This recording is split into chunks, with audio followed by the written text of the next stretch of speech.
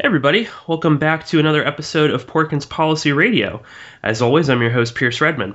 So today we have a very special guest. We have our friend Tom Secker, who is joining us from the grassy knolls of Northern England. And Tom is here to talk about his new book, Secret Spies and 7/7.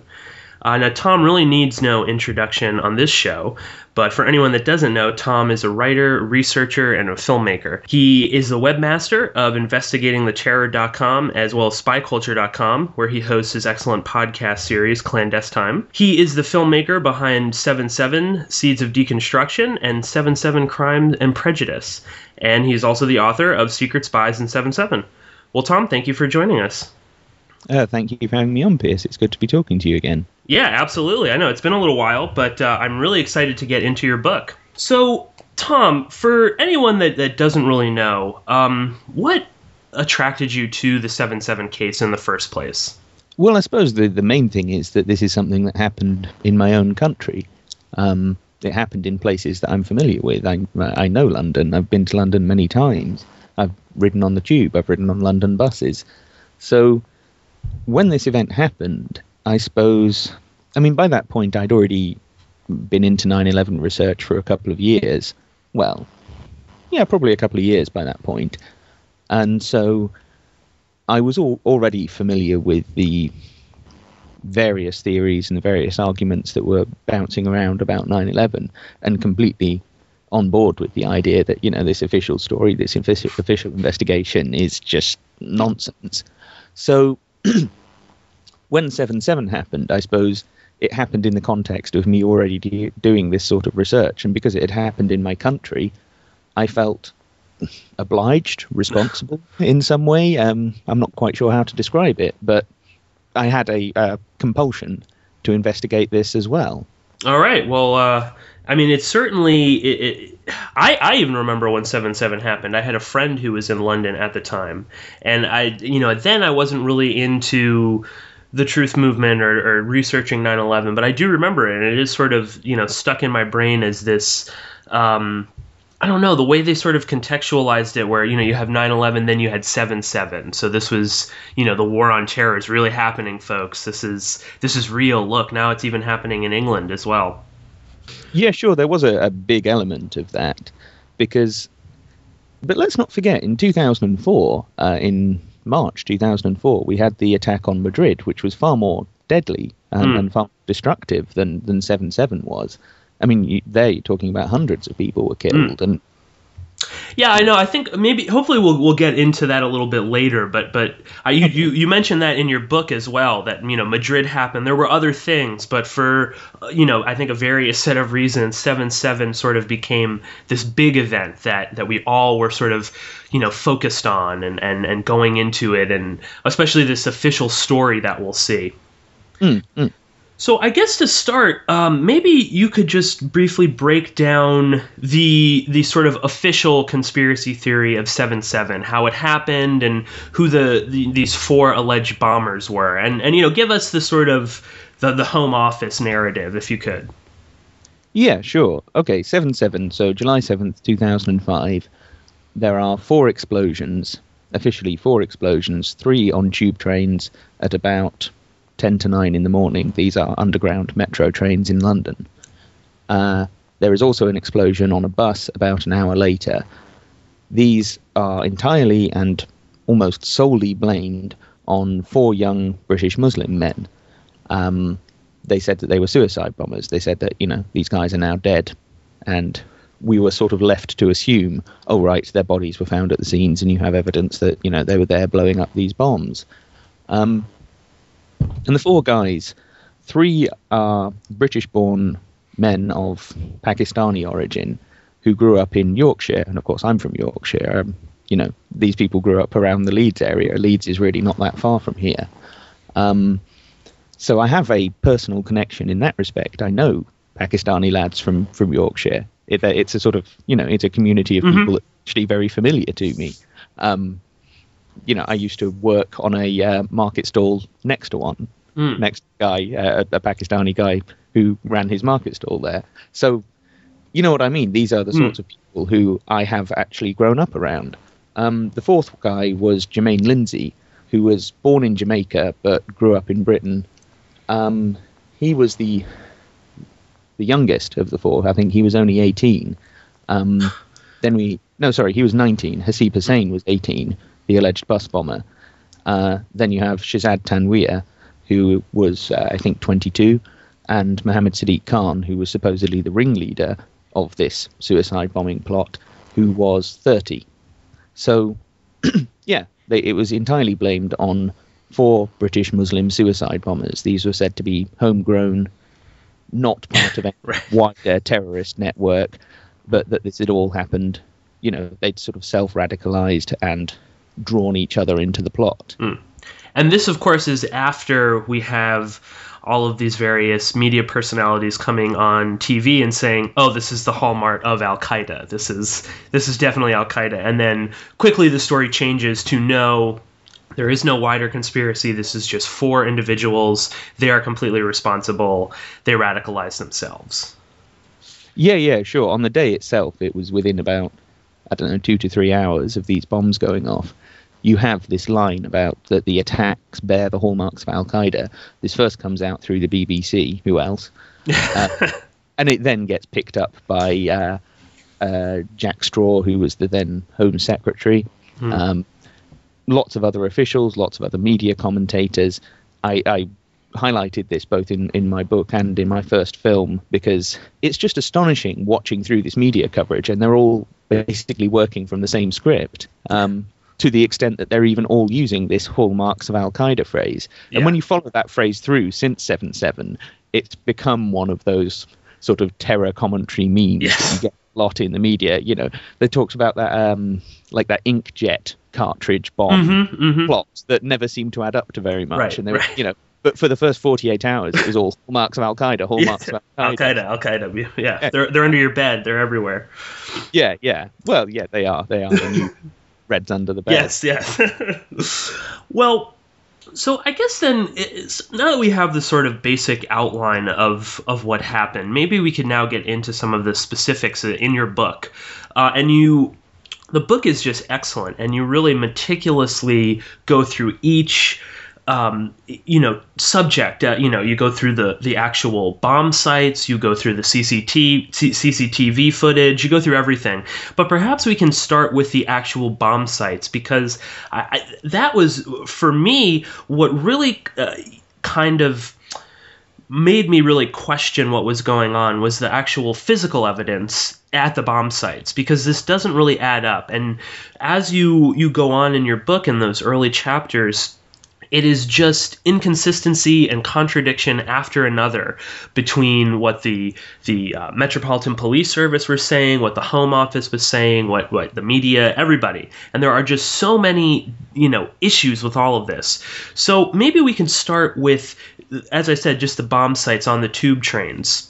And particularly this idea that the bombs possibly could have even been underneath the train. And you talk a lot about all of the eyewitness accounts of metal shooting upwards. You talk about tiles in the trains going upwards. And then maybe we can get into the specifics about these diagrams that were presented to us by the Metropolitan Police Service and how they differ almost entirely from all of the eyewitness accounts. Okay, I mean, the official story maintains that on the tube trains, 3 of the men got on separate tube trains at King's Cross on separate platforms, trains going in different directions, and that within a matter of minutes, they put rucksack bombs on the floor and blew themselves up and killed the people around them. So you would expect it to be a relatively straightforward thing to demonstrate. You'd have an epicenter of a bomb of an explosion where you'd be able to cause one through a rucksack bomb, and that you'd be able to find these alleged bombers' bodies nearby in a state showing that they were, at least next to the bombs when they went off. And this is sort of what the Home Office narrative says that they found, but they say it in even more sort of cryptic and ambiguous language. So there was always room for doubt. And I was always wondering about this one, because I always thought, it's going to be difficult for skeptics of this story to refute that kind of evidence, if they actually have that kind of evidence. But we weren't presented with it for ages. What we were presented with was an awful lot of media coverage of eyewitnesses to these explosions, people within the carriages who survived, some who survived and were conscious essentially throughout. None of them pretty much saw these alleged bombers. There's a couple of pretty vague exceptions, but they don't really add up to much. They aren't reliable witnesses. So if you don't have those men at those scenes, either by eyewitness accounts or by CCTV, you've got to wonder, were they there? Another predominant kind of theme in all these witness accounts that we get in the media reporting is, as you say, that these explosions happened underneath the trains or were somehow built into the floors of the carriages, and that people describe, explosions kind of coming up through the floor, or at least other things that would be consistent with an explosion kind of underneath the train, such as the train derailing. So when you have all of this, and then you have the Home Office narrative kind of saying, well, we have these bodies of these guys, and they sort of indicate that they were close to the bombs when they went off. You're kind of wondering, well, okay, there's a lot of room for doubt in this. There's a lot of room for disbelieving this most fundamental thing about the story. Because, of course, if those men weren't there, they weren't suicide bombers. They didn't blow up those trains. And where are they now, if they're even alive? Well, I think it's safe to assume they're dead. Yeah. It's safe to assume that, if they weren't there, which I think is borne out by pretty much all of the evidence that we do have and all of the problems with the official evidence, then, we can only assume they were somehow intercepted and bumped off. I don't know quite the mechanics of how they would do that, but there's a dozen different practical ways they could have done that. So, no, I don't think we'll ever see any of those men ever again. So, with all this media coverage and with all this sort of indication of explosions within the floors of the carriages or something like that, when we got to the inquests in 2010, 2011, these were judicial proceedings looking at the deaths of the people who died in these explosions, we got a whole bunch more witnesses, most of which had already been interviewed in the media and reaffirmed everything that they'd said. We also got a whole bunch of passenger-drawn diagrams of these bomb sites backing up all of these things that they'd said, and even indicating in some instances that there were multiple bombs, that there were multiple explosions in different parts of the floors of these carriages that caused multiple holes in them. So how could, say, 4 different holes caused in the Edgware Road tube carriage be caused by one small rucksack bomb being detonated by a suicide bomber? It couldn't be. Physically, you can't marry those two things. So that's, if you like, one of the most fundamental reasons to question this story. Yeah, and you also write about that there were no postmortems on any of these victims. The woman who was tasked, Dr. Roberts, with reconstructing the bodies of the 4 alleged bombers, she had no experience with terrorism, no experience with bombings. And furthermore, there was no actual DNA evidence pointing the bombs to any of these bombers. So it really does paint this very sort of scary, disturbing picture of 7/7 that I think a lot of people aren't really used to. And just this whole notion that there could have been bombs underneath the trains. I mean, what does that say? Who is ultimately responsible then at that point? Well, who would have the access? Yes. It's not going to be 3 Pakistani lads from Leeds, is it? So, I mean, I am joking, but I'm also deadly serious when I say that. The idea that they could somehow have done this, or even Al Qaeda, whatever you interpret Al Qaeda to mean, could have done this. It would have to be someone with access to these carriages beforehand, and I'm not convinced that Al Qaeda has drastically infiltrated the London Underground network, you know what I mean? Whereas it's possible that MI5, well, of course it's possible that MI5 could have done this. They're exactly the sort of people who would have the access and would be able to infiltrate an organization and, plant bombs and blame it on someone else. So they're the number one suspects, and they're the suspects that I chase throughout my films and throughout my book. I haven't got a case that I can take into a courtroom and say MI5 did it. Otherwise, I'd be in a courtroom trying to do this. But I did come up with, I think, a pretty credible, broad case, a broad-based evidence case without any sort of real smoking guns, that MI5 have got to be the suspects here. They've got to be the people that we most likely think did it. But yeah, the whole process by which the alleged bombers' bodies were found at the scenes and recovered and then examined, and this determination made that they were in possession of the bombs, it's a complete joke. Because in one instance, we have, with the bus bombing, we basically have no information on how Hasib Hussein's body was found at the scene, how it was identified as Hasib Hussein, and the chain of evidence demonstrating, it went from here to here to here, and therefore it must be this body. We just don't have that information. They've never told us it. In another instance, with Jermaine Lindsay on the Piccadilly line, he's on one of the trains. He's supposed to have blown it up himself and about 30 other people in the standing area of this train. Yet his body was found, they say, 20 feet away, 25 feet away. And there's a whole bunch of people who survived stood in between those two spots, none of which saw Jermaine Lindsay, none of which have any recollection of, a body going flying past after this explosion or anything like that. So that's a pretty difficult problem to reconcile for the official story. In the other two instances, with Sadiq Khan at Edgware Road and with Shahzad Tanweer at Aldgate, they say that their bodies virtually disintegrated because of these small homemade, explosives that they boiled up on their cooker. And, well, there's a huge problem there. Why did two bodies not disintegrate and two bodies almost completely disintegrate? I mean, you would expect equal-sized explosives of the exact same type to cause, broadly speaking, the same amount of damage. So that's a big problem for them.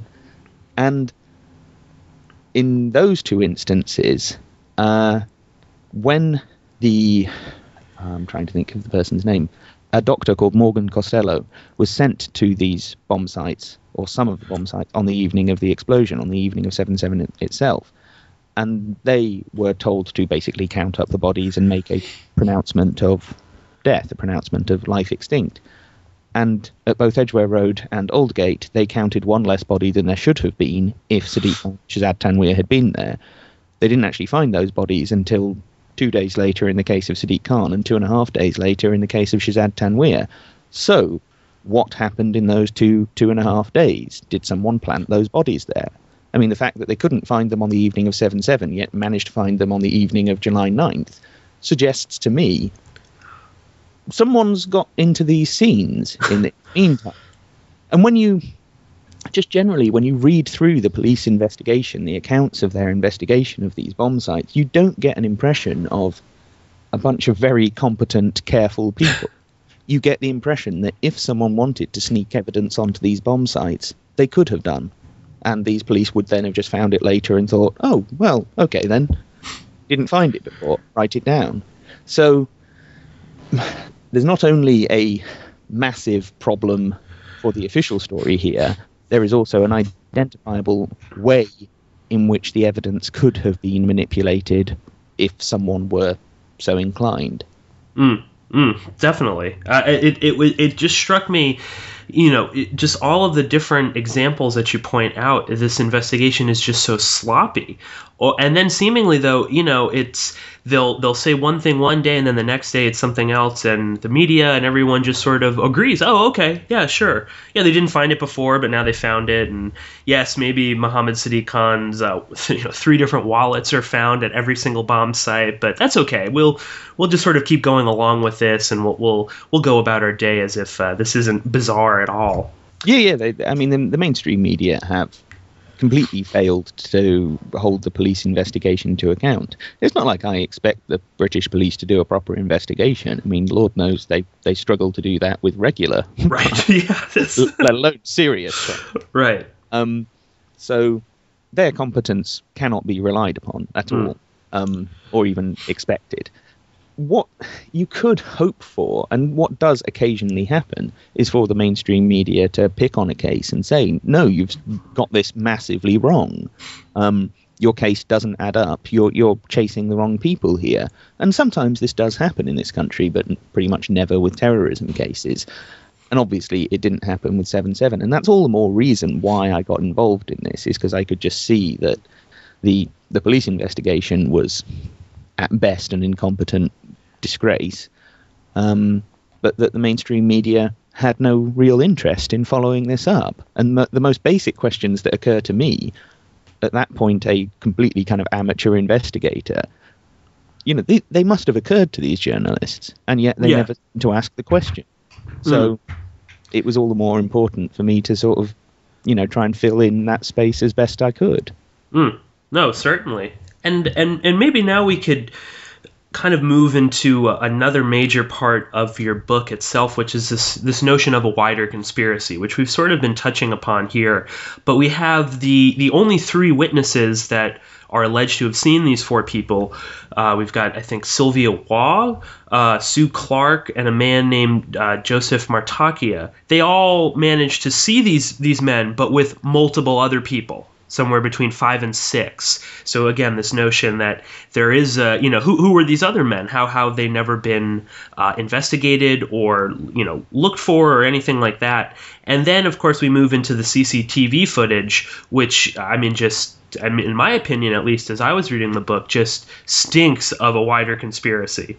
And particularly this Jaguar car that is viewed on the morning of 7/7, and maybe we could get into that a little bit. Yeah, sure. I mean, on the morning of 7/7, according to the official story, the 3 guys up in Leeds go to the bomb factory where they built these bombs. They pick up their sort of final bomb-making equipment, load it into a car, drive down the M1 motorway to Luton. Meanwhile, the 4th guy, Jermaine Lindsay, has driven across from where he lives to Luton. So they meet up in Luton Station car park and then catch a train to London. So you have witnesses at each of these 3 key points of the journey. You have someone up in Leeds, you have someone in the car park in Luton Station, and you have someone at King's Cross where they eventually get to when they split up and catch their different vehicles that they supposedly bomb. The witness up in Leeds is an old lady called Sylvia Waugh, who, shall we say, harbours certain prejudices. That was something that it seemed all of these people that saw them. There was another character on the bus who Richard Jones. Yeah, who had also kind of referred to one of them as sort of a racial slur, and that was a weird little thing. I don't know what that means, if it means anything, but it was funny that they all seem to have these views. Well, I suppose at that point we'd had a good 3.5 years, well, a lot longer in reality, but a good 3.5, 4 years of mainstream propaganda telling us, watch out for the bloody Muslims, right, over and over and over again. Yes. And so that's surprising. Yes. But so this old lady, and she supposedly wakes up early in the morning, about 4 o'clock in the morning, looks out of her window and sees these guys loading their backpacks and their bomb-making equipment into the car. But the problem is, she doesn't only see 3 people. She says she sees as many as 6 or 7 people, including Jermaine Lindsay, who isn't supposed to be there at that point. She claims he was there. And she says that at least one person got into a different car and drove off in a different direction. So these people have never been traced. One of the most sort of fundamental things. If they were actually there getting those bombs out of that bomb factory at that time, then who the person in that other car is massively important. It's a, must-know piece of information for the investigation. And yet this was barely reported by the media in the first place, and then completely forgotten in the police investigation, it seems. It's not mentioned by the Home Office. It comes out in the inquests, 5-6 years later, but again, the media doesn't follow up on it. So that's a question I'd like the answer to, frankly. Then, when they meet up in Luton Station car park, you have this witness called Sue Clark. She also describes not just 4 people, but as many as 5 or 6 people meeting up in Luton Station car park in these 2 cars. Now, there should only be 4, the 4 alleged bombers. The CCTV footage of that scene you can see Sue Clark, or at least a woman, doing the things that Sue Clark described doing. But you can't see close enough to see whether there's an additional person or two people by these cars, because it's fuzzy CCTV footage at 6 o'clock in the morning. Then by the time they get to King's Cross, again, there should only be 4. They get witnessed by this guy Joseph Martocchia, who says he's reported in the Home Office narrative, or obliquely used in the Home Office narrative, because the Home Office report says that the men were seen hugging shortly before they split up and got on these vehicles and blew themselves up, and that they appeared euphoric. Trying to lend this notion of, right. They believed themselves to be martyrs, they were religious fanatics, whatever.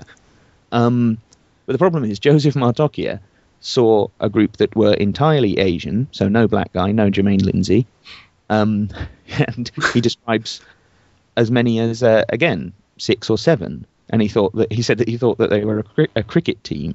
That was his impression, that they were sort of stood there in sports gear and that maybe they were off to play cricket or something. And so you've got to take, that's what Joseph Martocchia said. And the way that the Home Office reported it is that there were only 4 men, that included Jermaine Lindsay, and that they were behaving euphoric because they were suicide bombers. That's not substantiated by pretty much anything that Joseph Martocchia has ever said. Yet he must be the source of that information, because he's the only guy in history who's ever spoken about this hug and this, seeing them at King's Cross together. So that's a complete deception on the part of the Home Office. That's just a rank manipulation of what this person has said.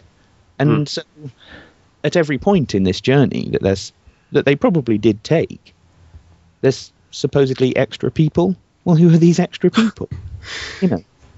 We could speculate. They could be terrorist masterminds. They could be MI5 handlers. They could be any number of things. But who they are is absolutely vital to any serious investigation. And the police just weren't interested. Or if they were interested, they just got nowhere in finding these people. So, again, you've got to wonder, did they even care? Or were they just looking at these 4 men and saying, blinkers on, we're not looking anywhere else? Well, that's the whole. Every time that something happens, it's either got to be a lone wolf or it's got to be a very small group of people who had no access or no correspondence with anyone outside of this very small group. It's always just got to be very, very small, very compact, and let's not really go into anything else. The one exception I'd say to that is 9/11. Oh, yes. They allege that was carried out by some sort of gigantic paramilitary Islamic organization that no one seems to have actually been able to find. Right, yes, yeah. Well, yeah, I mean, it's extremely difficult to find a 6-foot-tall Saudi with dialysis in a cave. But going back to the CCTV footage, just briefly, you mentioned a part in your book that I found to be perhaps one of the most fascinating aspects of this case that has been completely ignored. And you focus on the CCTV footage, I believe it's from Luton, and you talk about the dry run, the supposed dry run that these 4 individuals took on June 28th. And it shows this mysterious Jaguar car that is in the parking lot. And I think it's during the dry run where, of course, they go to none of the sites that were hit. And it flashes its lights. And then, we have the CCTV footage of the day of 7/7, and this same exact Jaguar is there. So maybe you could just briefly kind of talk about that, because I found this to be a really interesting aspect that seemingly no one in the 7/7 truth movement or anything like that seems to really focus on very much. Well, what happened was 9 days before 7/7, 3 of the men, so the 3 not including Hasib Hussain, took a trip to London that in some way was replicated in their trip to London on the morning of 7/7 itself. But only 3 of them went. They didn't go to any of the places, any of the tube stations, or catch any buses in London or anything like that would enable this to be some kind of surveillance operation for the real attack. Yet that is how the mainstream media has almost exclusively portrayed this earlier trip. And when we got the CCTV from this earlier trip on the 28th of June. This was released at the inquests, and researchers at the July 7th Truth Campaign, they were the ones who first spotted this. They noticed that this same car can be seen parked in basically the same place. I say the same car, a car that looks absolutely identical on both bits of footage, is parked in the same place in Luton Station car park at the same time that these men were there on the 2 different days. Now, these are different times of day. I think on June 28th, they were there about an hour and a half later. So the idea that this car was just there every day because it was dropping someone off or picking someone up doesn't, I don't buy that, because for one thing, it's there at 2 different times, and for another, it's parked well away from the station. So if it was just there to drop someone off or pick someone up, it'd be, parked outside the entrance. So you got to wonder, why is it there? And when I was looking on Google Street View, I was having a wander around Luton Station car park on Google Street View. I noticed that this patch in, I think it's the southwest corner of the car park, where this Jaguar is parked on both days in both bits of footage, is kind of raised up. It slopes up towards there, and from that point, it's the ideal kind of surveillance position for watching the entrance to the station, the car park across the road, and the rest of the car park that the car is parked in. When you look at the footage, you can see from that point, you can see the whole of the front of the station. So it's an ideal spotting position, that much is clear. On the morning of 7/7 itself, if you take the different bits of footage that have been released at different times, and I have copies of all of this and I've uploaded them on my YouTube, so you can go and have a look at this for yourself if you want. You can see that Jermaine Lindsay moves his car at about, I think it's 6:47 in the morning. He's been there for a while, waiting in this car park outside the station. He moves his car. Then the camera cuts out for a bit, and when it comes back, the Jaguar has appeared. It has entered the car park in the minute or so that the footage has been cut out for. Then the other guys turn up, the guys coming down from Leeds. As they enter this car park, as they drive into it, the Jaguar flashes its lights, switches the engine on, swings around, and starts moving. And then the footage cuts out again, so we can't see whether the Jaguar has driven off or parked somewhere else or what it has done. And the way that the footage has been released in 2 different batches, it's slightly different in the 2 different batches, which again obscures the movement of this mystery car. Furthermore, these 2 cameras at either end of the car park that is recording all of this, they were moved. They were repositioned between the 28th, the footage that you can see from the dry run, the so-called dry run, and on the morning of 7/7. In those 9 days, someone moved and repositioned these cameras. And again, they've been repositioned in such a way as to obscure the movements of this mystery Jaguar. So all of this suggests to me this car is very significant. There is something important going on with this. Sadly, it's a lead that goes nowhere because we can't get the license plate from the footage. We can't, to be honest, I've filed freedom of information requests trying to the bits of missing footage or find out what happened to them. I've always sort of been jerked around and, ultimately had my request denied. And they sidelined me for about 6 months because of the Olympics. We had the Olympics in right, yes. Yeah.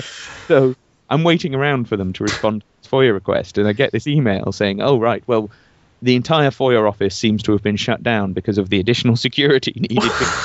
God. And I'm just thinking, you're taking a mick, aren't you? I knew when I was filing these FOIA requests, it's extremely unlikely I'm going to be useful, but I kind of did it because I felt, I had to do it, if anything, to demonstrate that they are continuing to cover this up. And then they sort of add another 6 months onto the time it takes them to respond by using the Olympics as an excuse. I mean, it's a complete sad excuse to use. Yeah. What was so what really struck me was just that, if let's just say that this was just 4 individuals who murdered 1 person. Now, if this was just a regular police case picked up by the police in Luton, you would think that this Jaguar would really strike them as something odd. And you can picture any number of crime drama TV shows where they would have this, and everyone would be sitting at home wondering, oh, who's in the car? What's in the car? But yet it seems that with a mass murder with 50 plus people killed, no, it's okay. We don't really need to look into this. It's so odd the way that these big sort of terrorist events sort of leave the police just, they would never get away with this if this was just 1 person's murder. This would be a huge deal. But yet with this huge amount of people dead, they're able to brush all of these little points under the rug. You're right. It would be in some ways much harder to cover up an ordinary murder, or it seems to be. So, yeah, the question should be, why haven't the police ever spoken about this Jaguar? Surely they must have spotted this in the footage, and if they haven't, then Jesus. Right? Yes, I know. What are they doing?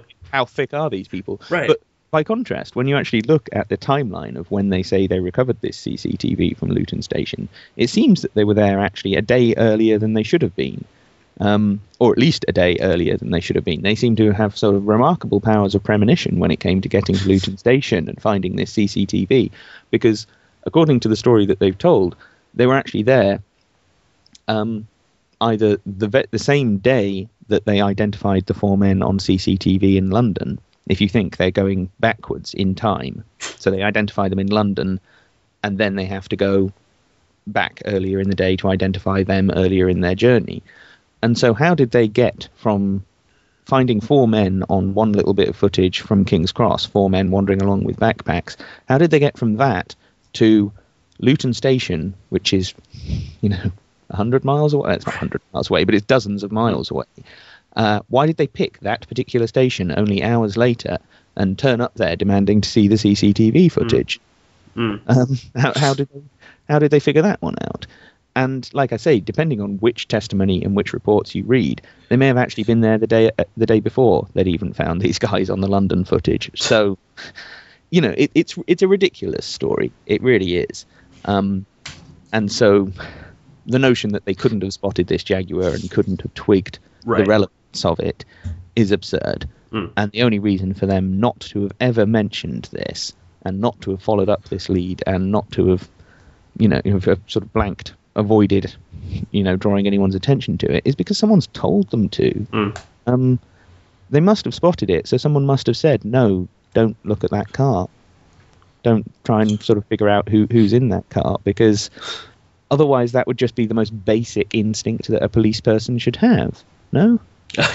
One would think, one would hope so. We could even an incompetent one. Even an incompetent one should at least wonder, well, who's in this car that seems to be there at the same time as that these guys are there? I think the man on the street would think to look at that. I mean, it just seems so obvious. Well, we could probably talk all day about the CCTV footage, and there are a lot more things that you discuss in your book, and I don't want to give those all away because people really should go out and buy the book and read through it and really take the time to absorb it because there's so much there. But I think maybe now we could move on to one of the cruxes of the whole official 7/7 conspiracy theory, and that is this notion of intelligence failures, which is another one of these buzzwords that the talking heads in media and the government love to just throw out. And they always say, oh, this was an intelligence failure.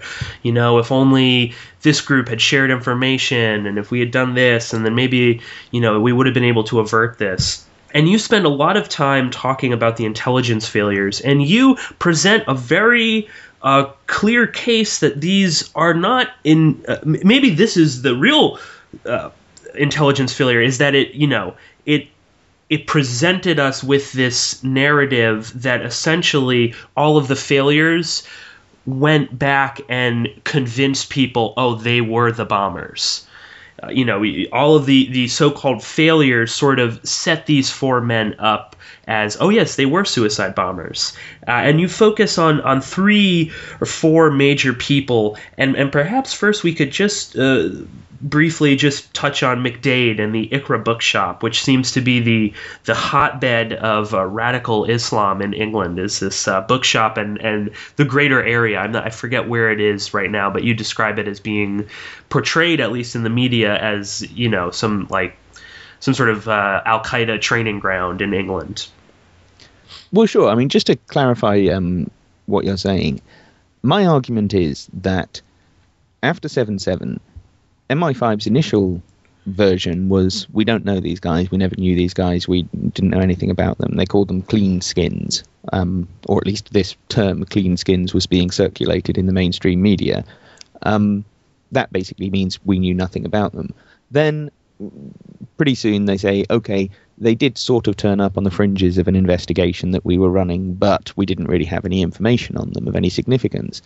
Then another couple of years later, there's a trial of various men that MI5 had been investigating before 7/7. And during the course of this trial, it emerges actually MI5 had quite a lot of information on these guys, because some of the alleged bombers met up with some of these guys that were then prosecuted a couple of years after 7/7.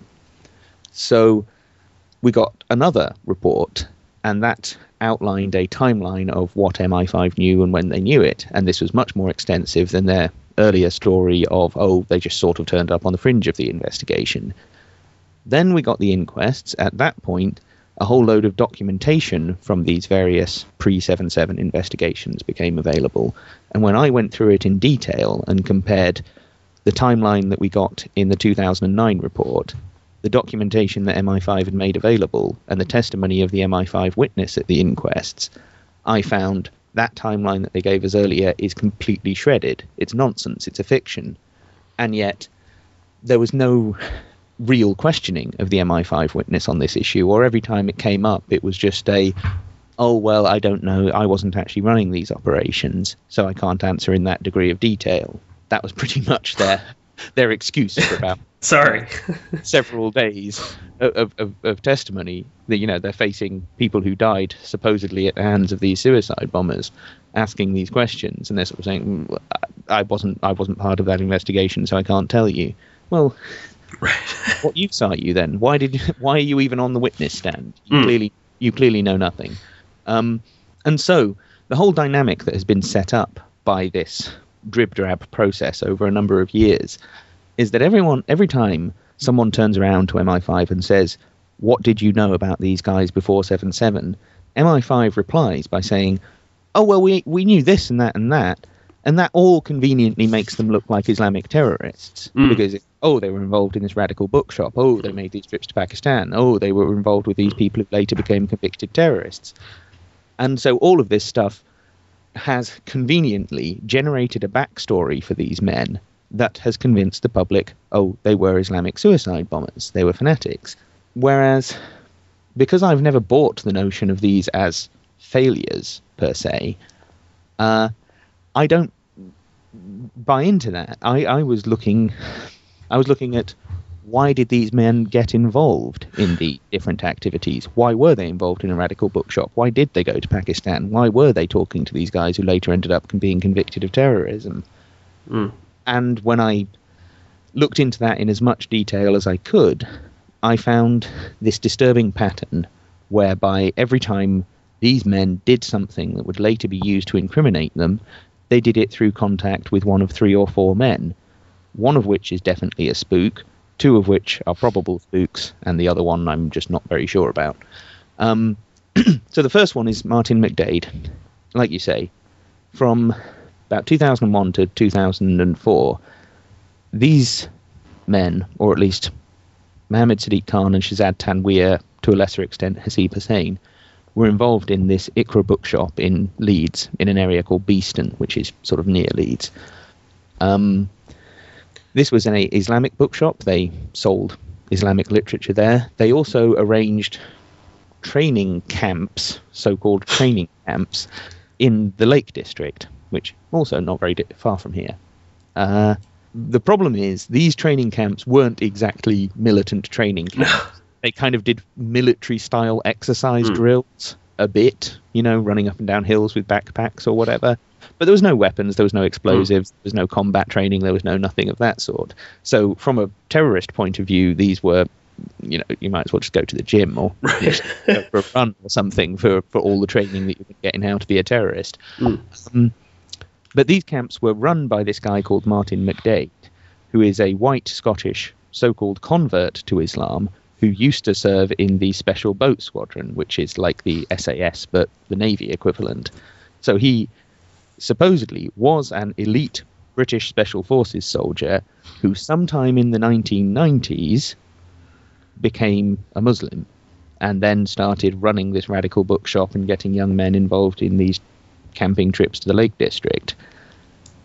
These trips and this bookshop were being monitored by the security services in quite a lot of detail, and if you look in the book and you look at the documentation that I've compiled, you'll see at almost every point MI5 clearly knew more than they're letting on that they knew.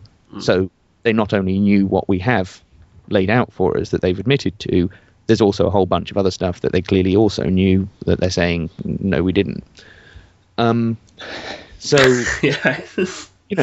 And this is the same pattern that you get with the other things, with the trips to Pakistan, where they go to a terrorism training camp that is actually a terrorism training camp, where they did actually, do some stuff based in building little explosives and blowing up some rocks and startling some goats and things. But the problem is this camp is being run by Mohammed Junaid Babar, who, according to everyone, pretty much, including a senior guy in the FBI, everything that everyone has ever said about him indicates that he was a spy, that he was a deep cover agent working for at least US intelligence and probably British intelligence as well, or was kind of being shared between agencies, perhaps, because so many of the people who get involved with him were British. And pretty much everyone who passes through Junaid Babar's camp in the 3 years that he was running it, pretty much all of them end up being convicted terrorists. Except for him, right? Except for him. Oh, no. He pled guilty to international terrorism. He pled guilty to pretty much everything. He pled guilty to raising money and giving equipment to Al-Qaeda. He pleaded guilty to running a terrorism training camp. He pleaded guilty to traveling all over the world liaising with terrorists. And he ended up getting about 4.5 years in prison. Whereas the average sentence for one of the people who passed through his terrorism training camp is about 15 to 20 years. So the only other people who had anything to do with this terrorism training camp who haven't ended up as convicted terrorists ended up as alleged suicide bombers and are now dead. So to me, this just screams some kind of black operation. And I mean, I have a document collection on Junaid Babar that you can get free on my Investigating the Terror website, which that was everything I had at the time. Since then, I found even more evidence suggesting that this guy's timeline, this guy's biography, this guy's background, this guy's behavior, this guy's the way he instantly turned as soon as he returned to the US, he instantly turned and became an FBI cooperator. Everything about his story screams he was a spy. He was a deep cover black operative, black agent of some kind. So there is another guy, Mohammed Qayyum Khan, who's known as Q, like the character in the James Bond films. I love that reference that you make there with the facilitator and Q and. Yeah, he was supposedly an Al-Qaeda facilitator. Yeah. Now, like McDade, he was never arrested. Everyone he liaised with was arrested or ended up being blamed as suicide bombers, but he himself was never arrested. He himself was never, unlike Babar actually, neither McDade nor Q have ever been on trial. They've never even been called as a witness. This is the thing.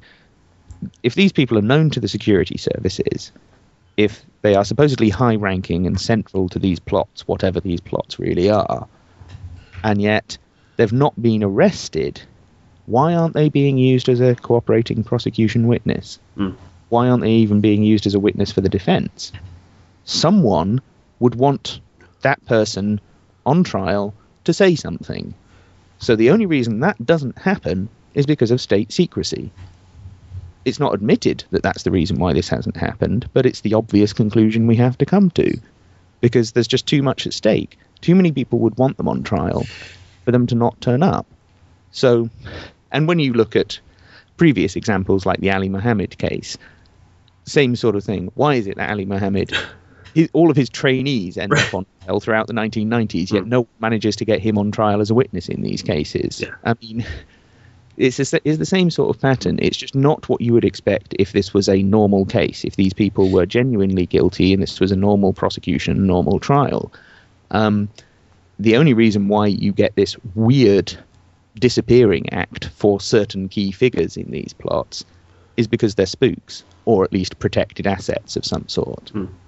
And even some of the bombers, you talk, I think it was Sadiq Khan even asks one of a different person who's also involved in this whole Operation Crevice is the name of this operation where MI5 was monitoring them, and he even asks, "Who are you? Are you really a terrorist?" So even these alleged bombers were questioning, who are these guys that we're meeting with and that are sending us to Pakistan and to these training camps?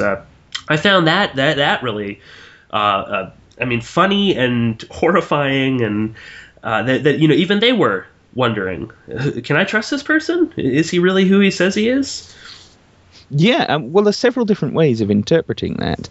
That question is asked by Sadiq Khan of a guy called Omar Khayyam. Omar Khayyam was supposedly the leader of the Islamic terrorist plot that was being investigated in this big operation by MI5 called Operation Crevice. Well, MI5 and Special Branch. And they were monitoring these guys for like a year, more than a year. And all of these people are the network that was being facilitated by this guy, Q. Q never went on trial. All of the others in this went on trial. At some point, Mohammed Sadiq Khan, probably through his contact with Q, because we can trace his contact with Q back much, much earlier than his contact with Omar Khayyam, it's probably Q that puts Khan in contact with Khayyam.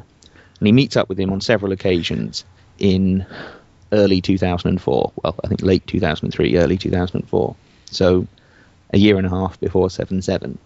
MI5 monitor these meetings. They even follow Khan in his car back up the motorways, hundreds of miles to Leeds, follow him home, get the license plate of the car, get the addresses that he stops at.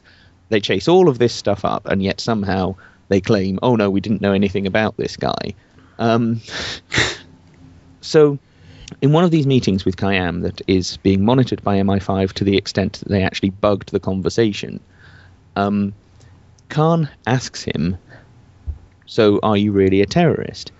And Khayyam responds that he's not a terrorist, but that they're working through him. That's the phrase he uses, that they're working through us. Well, who are working through you?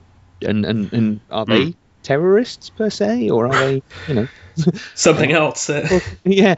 And there's several different ways potentially to interpret this. You're right. One is that Khan is worried, who is this guy? Who is this guy that I've sort of been told to meet up with, and who's kind of talking in relatively vague terms about jihad and so on and so forth, and talking about going out to Pakistan and all the rest of it. That's one reason. That's one way of looking at it. Another is that Khan was an informant for the security services, that he was actually a spy as part of Operation Crevice, that they'd recruited him to spy on Omar Khayyam. And so he's there trying in a rather ham-fisted way to get him to talk, asking a really, blunt question like, are you really a terrorist? I mean, it's an odd question. It's not the sort of question that you would expect would ever come up in conversation. So whatever way you look at it, you are left with this. Yeah, you're wondering, is Omar Khayyam really a terrorist? I mean, this guy's serving a 30-year prison sentence for supposedly planning a fertilizer bomb attack in Britain. But if he's surrounded by people who are either spooks or probable spooks, is he really a terrorist? And thus, is Sadiq Khan really a terrorist? Was he really a suicide bomber? And if he wasn't, what is he?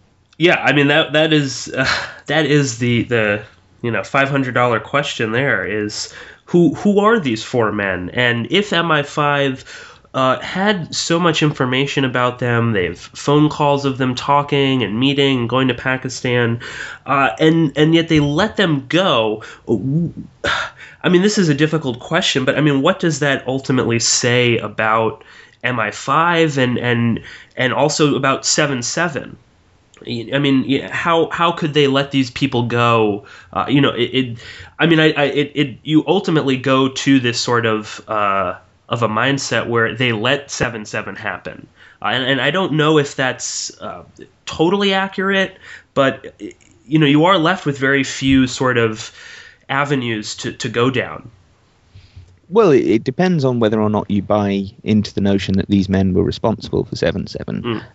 If you do, if you think, despite all the problems with the official story, that, okay, these men still were there and were suicide bombers, then yeah, you're left with the conclusion that MI5 let it happen. They had too much information on them. They had addresses, they had mobile phone numbers, they had cars linked to them, they had photographs of them, they had information going back to before 9/11. So you have information going back 4.5 years before 7/7 that they first encountered these guys.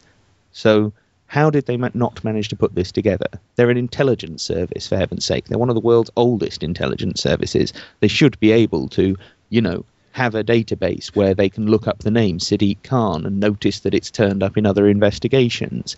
And yet the story that we're given as to, why it was that they were unable to do this is, a complete load of it's a steaming load of crap. Yeah. So like I say, if you think they were responsible, you're left with the question, did MI5 let it happen? And the answer, it seems so. If they didn't do it, if they weren't responsible for 7/7, then what is this thing that we're looking at that seems to be MI5 letting them go? Is it actually that some of them, at least Sadiq Khan, I would say is the most likely one, was working for the security services? And were they letting him go because they needed to keep him in play, because they were ultimately going to double-cross him and claim that he was a suicide bomber? It's an ugly question, but like I say, there is a pattern in these so-called failures that very much indicates that. A pattern that I've laid out and documented in more detail than I think anyone else has ever managed to do. In fact, has ever managed to do with almost any terrorism case. So I think there's a lot of evidence there. I think there is an extremely incriminating pattern that indicates that's exactly what MI5 were doing, that they were in some way running Khan as an informant or something, and that they double-crossed him, that he'd never actually carried out 7/7, but MI5 set him up to make it look like he did.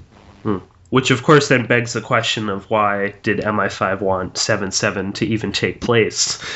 But maybe we can get into that a little bit later. We've been talking now for about an hour, so maybe we'll take a quick break, and then we'll come back and we'll discuss the case a little bit further. We'll get into all of the predictive programming that went into this. But before we take the break, Tom, would you like to just tell everybody where they can find your book, which everyone should go out and get a copy of? It is just so fantastic, and it's filled with so much, and Tom's writing style is just absolutely wonderful. Everything you write.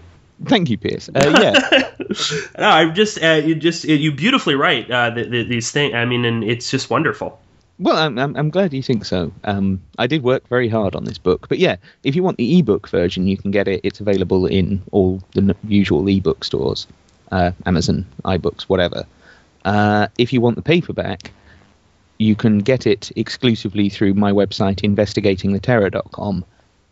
There is an advert on the homepage that you'll just see if you click onto the site. That's also on the homepage of spyculture.com. If you just click on that, you get to the page where you can order the book, or you can download some of the documents from it, or you can download the first chapter if you want to have a look at the first chapter and get a feel for what this book is all about. So yeah, investigatingtheterror.com. All right, excellent. So yeah, like I said, Tom, we'll take a quick break, and then we'll come back and we'll go into this in some more detail. Sure. Okay, everybody, so that was part one of me and Tom Secker's discussion of his new book, Secret Spies and 7/7. If you enjoyed this podcast, then I would suggest that you go to my website, which is porkinspolicyreview.wordpress.com. There you can find all of my other podcasts, you can find articles that I write, videos that I post, anything like that. And of course, you can subscribe through the RSS feed or through email. I'm also on Twitter at Porkins Policy, and you can also find me on YouTube by just simply searching Porkins Policy Radio. And if you do like the work that I'm doing, I would really appreciate it if you just spread it around, send it to someone, post it on your website or whatever, really like that. But every little bit helps in spreading this message. Thanks again.